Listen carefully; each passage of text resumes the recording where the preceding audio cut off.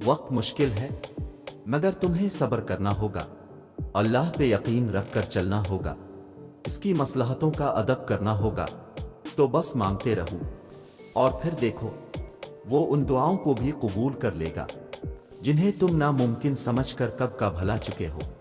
अल्लाह से मांगते रहो जो तुम चाहते हो, यहाँ तक कि वो तुम्हारी दुआ का जवाब दे और तुम्हारे लिए खूबसूरत दरवाजे खोल दे। वो एक दिन कुन कहेगा, बस जल्दी ना करो और ये ना सोचो कि ये कैसे होगा। फिक्र करने में अपनी तवानाई ज़ाय ना करो। अपने तक़ू और तवक्कल को मजबूत रखो। अल्लाह ताला पर तवक्कल मजबूत हो तो कोई काम नामुमकिन नहीं। और जब अल्लाह पाक कुन के देते हैं तो कायनात का हर जर्रा आपके लिए वसीला बन जाता है। देखो, हिम्मत मत हारो, दुआ मांगते रहो तब तक जब तक जवाब नहीं मिल जाता।